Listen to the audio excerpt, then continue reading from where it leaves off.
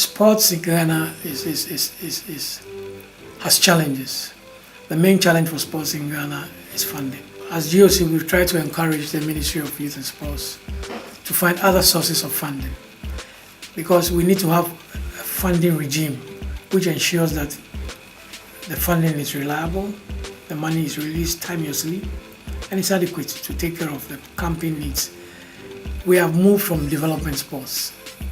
Development sports is just growing young people so that they'll be able to develop to a certain level.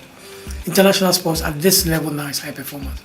And high performance, there's no off period, it's all year round. Athletes are training, athletes are competing all year round, preparing for major tournaments. So it requires a lot of money for the athletes, for feeding, for accommodation, for their coaches, for medical bills, and a little stipend, to take care of their everyday needs,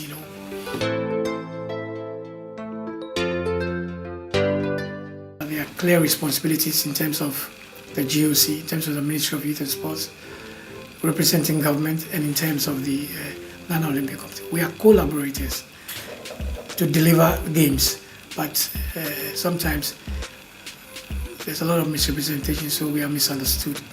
And sometimes when there are no funds, the blame is put at the doorsteps of the Ghana Olympic Committee. Meanwhile, we don't control funds at all. What we do is we take the team to the games. The federations prepare the teams. The federations, with the support of the National Sports Authority, prepare the team, and then we take the team to the games. And that's our role, really. And so maybe it's important that from next year we'll have to communicate better to let people understand exactly what we are doing.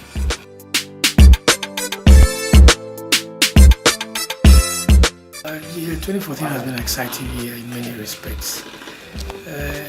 Talking about the highs and lows, in terms of we have three major competitions this year in terms of the Commonwealth Games, the African Youth Games, and then the Nanjing Youth Olympics. So three major tournaments we had. And for these tournaments, the African Youth Games was not bad because that was the first time we were exposing our young athletes to that kind of level of competition. The Commonwealth Games was not very good. We could have been better. We were expecting more medals, but we didn't get those medals. But our highest point was the Youth Olympic Games when we won a gold medal in Nanjing, and that was great. And that just reminded us that, look, there's a lot more we can do, and that there's a lot of potential in the country.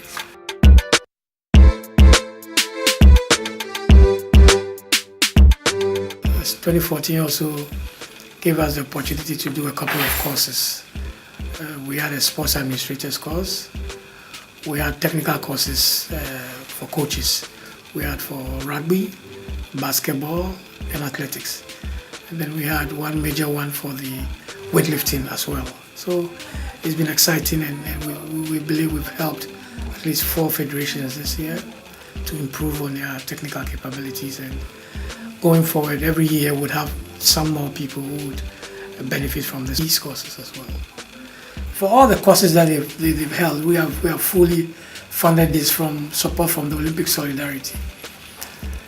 For the weightlifting course, we spent about $30,000 on that one.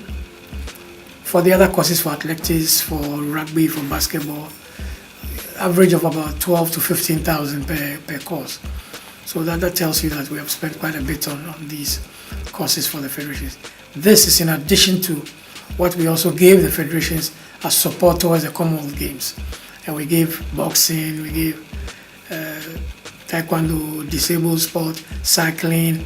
We gave all of them some support, and in total about $100,000 in total. And I think all these went to support the federation so that we could deliver other games.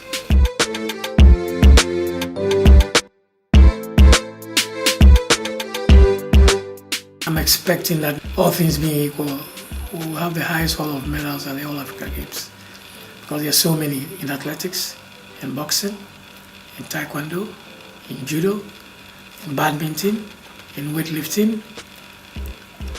I mean, there are several areas where we are doing quite well, and I'm just very sure that next year will be a better year. The key thing though is that, one, we must prepare. The high performance sports is no more a 1 month or 6 weeks campaign. It doesn't work that way. Right from now, teams must start preparing for the games in September.